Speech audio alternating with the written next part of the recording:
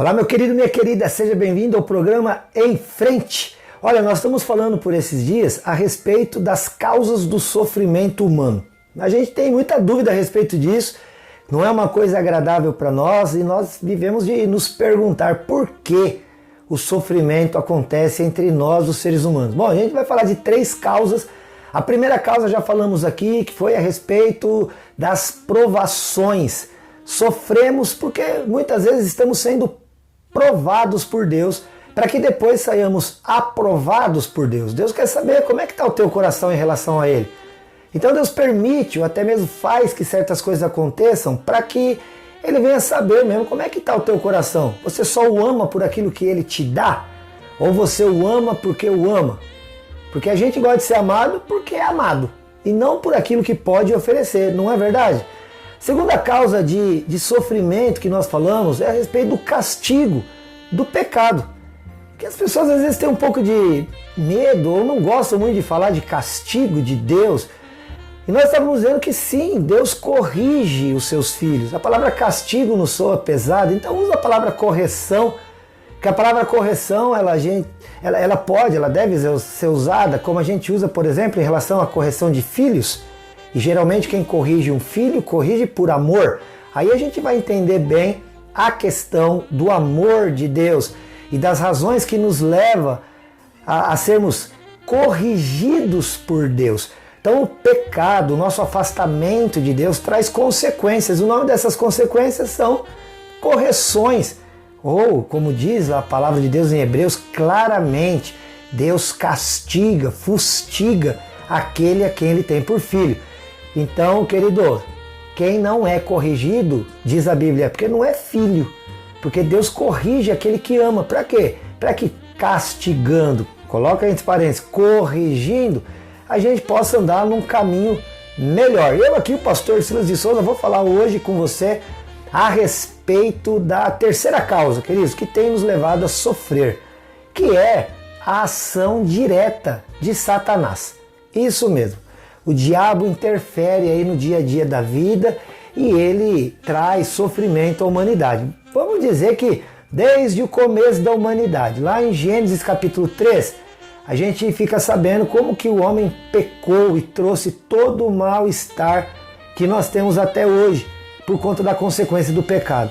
E quem tentou, incitou ao homem e à mulher a pecarem, inicialmente a Eva, que passou o fruto para o Adão, e assim, todos nós agora nos tornamos pecadores e, portanto, alvos, né, das consequências desse pecado e também da ação diabólica no mundo.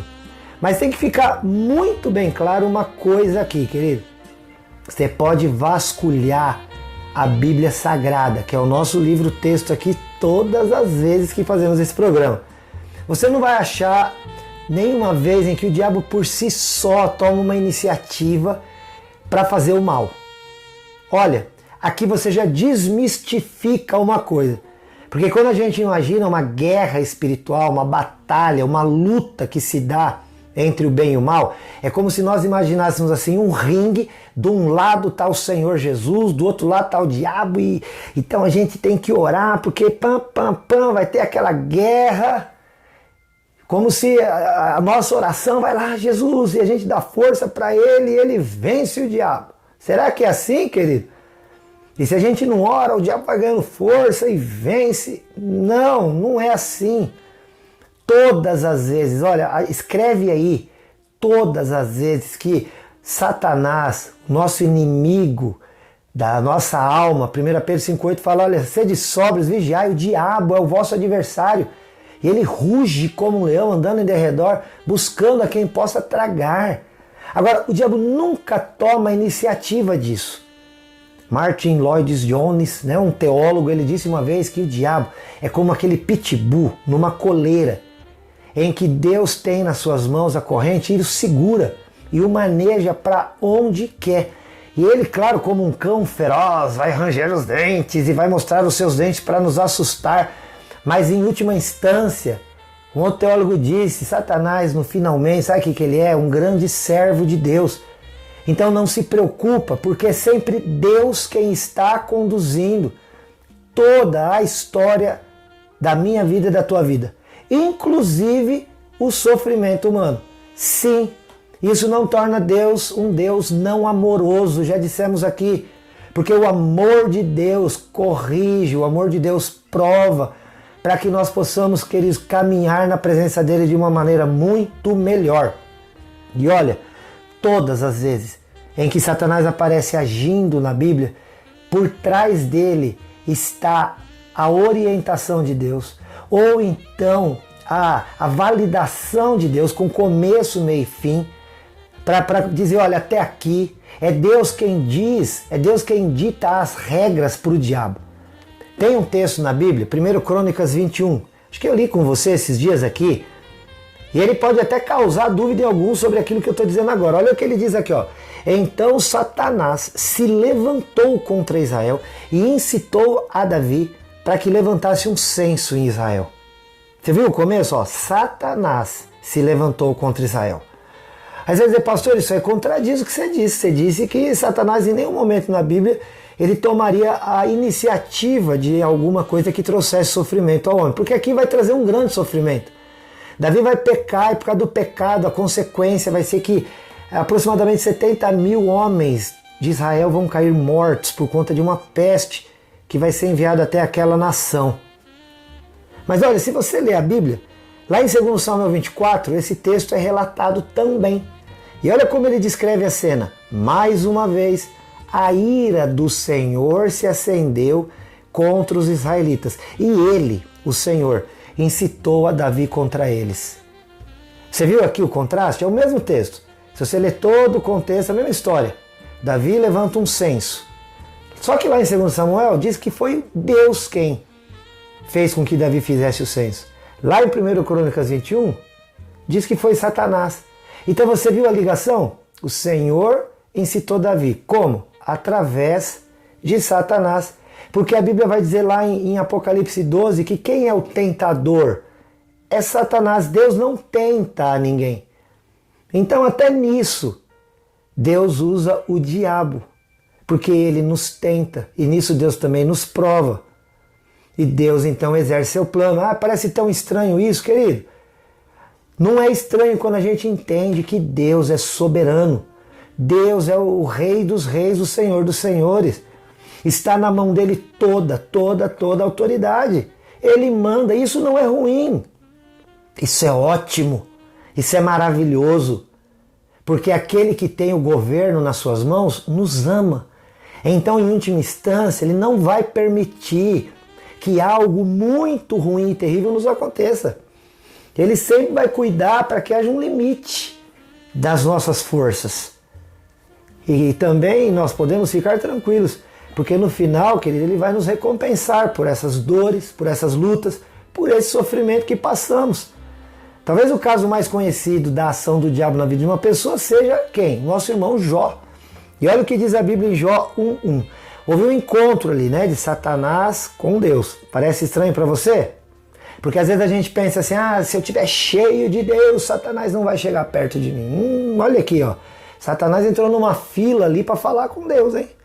E aí nessa fila Deus fala, você tá vendo Jó, Satanás? Não, você não vai encontrar alguém tão íntegro na terra. E Satanás fala para Deus, é claro, o Senhor deu tudo para ele, tem uma família linda, é rico, tem saúde, tem tudo que um homem espera. Claro que ele te ama, é claro que ele vai fazer exatamente o que o Senhor quer. E aí Deus falou para ele, então vai lá, eu te permito, Satanás, toca em Jó, para que você saiba que ele é um homem temente a mim. E a Bíblia diz assim, então em Jó 1:11, mas estende a tua mão e toca em tudo que ele tem, para ver se ele não blasfema contra ti na tua face. Isso aqui foi Satanás quem disse. E aí no versículo 12 o Senhor disse para Satanás, você pode fazer o que você quiser, com tudo que ele tem, só não estenda a mão contra ele. Então Satanás saiu da presença do Senhor. Você está vendo? Satanás não foi lá e falou, agora eu vou atacar o Jó. Não foi assim, querido. Deus diz para Satanás, Satanás, vai lá e você pode fazer o que você quer com as questões materiais de Jó. Isso está no capítulo 1. Aí você fala, mas que Deus é esse? Alguém pode até olhar aqui e reclamar de um Deus que faz isso. Mas quando a gente lê Jó 42, em que Deus restitui tudo em dobro a Jó, aí ninguém questiona Deus. Por que o Senhor restituiu tudo a Jó? Aí talvez nós vamos agradecer a Deus. Talvez até a gente vai olhar e falar, Deus, eu quero também.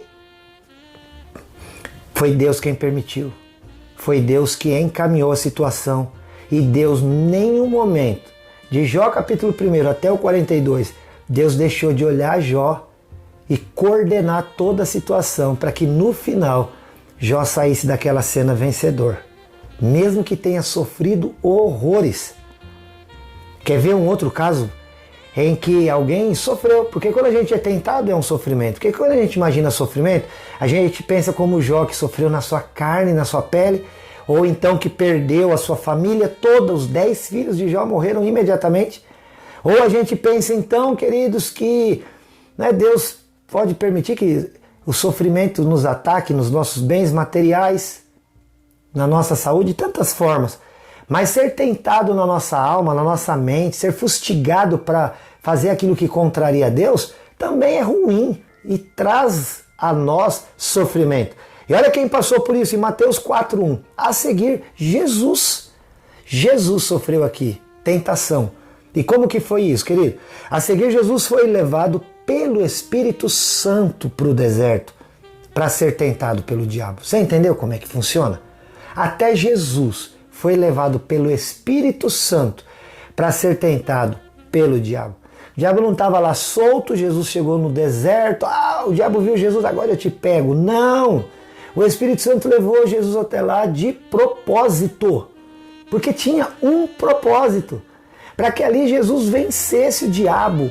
É então interessante, Jesus foi batizado no capítulo 3 de Mateus, no capítulo 4 ele é tentado pelo diabo, mas a partir do capítulo 5, Jesus que venceu o diabo no capítulo 4, ele começa a ter um ministério que exerce sinais, prodígios e maravilhas. Então não fica abalado, preocupado se Deus tem permitido que Satanás faça algo na tua vida. Saiba, meu querido, que no final, como Jó, você vai ter tudo em dobro. Saiba que como Davi, que a gente citou no começo, Deus vai exercer misericórdia e vai trazer paz plena e total. Saiba que como com Jesus, depois de ter vencido a tentação, você vai viver o tempo mais poderoso da tua vida. Você vai viver o tempo dos sinais, dos prodígios e das maravilhas. Então esse sofrimento não deve te abater.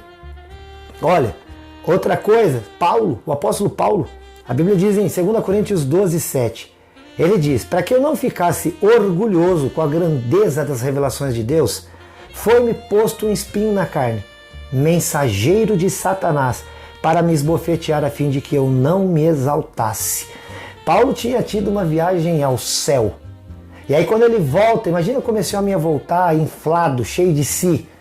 Então a Bíblia diz, ele diz, Deus mandou um mensageiro de Satanás, aquilo que ele chama de espinho na carne, para que o esbofeteasse, o fizesse sofrer mesmo, para que ele soubesse que ele era homem, finito, e que por mais que Deus falasse com ele através dele, ele não era nada melhor do que ninguém. Então ele deveria, baixa a bola, Paulo. Outra coisa, Pedro, a Bíblia diz, Jesus falando aqui com Pedro, Simão, Simão, Satanás pediu para peneirar você como trigo. Aí Jesus disse, mas eu orei por você, para que a sua fé não desfaleça. Você está vendo, querido, que coisa boa? Em todo tempo Deus está no controle, guiando a tua história, a tua vida. Satanás ele vai até pedir, eu vou atacar. Às vezes Deus vai deixar como deixou lá com Jó, para depois restituir e dar coisas muitíssimo melhores do que ele já tinha dado. Ou então ele vai fazer aqui como fez com o nosso irmão Pedro. Satanás vai pedir e Jesus vai dizer, não deixo.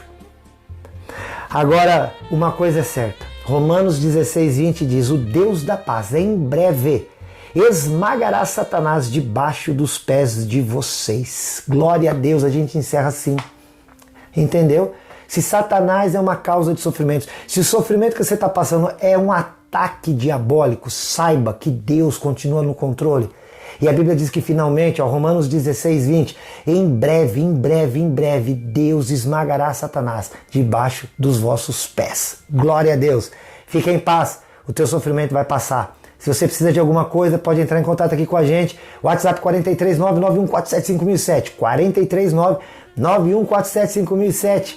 Ou então nas nossas redes sociais, vai lá no Facebook, Instagram, se inscreve no YouTube, curte lá a página, se inscreva no canal, compartilha e vamos seguir junto em frente. Deus te abençoe. Olha, eu te amo em Jesus. Tchau.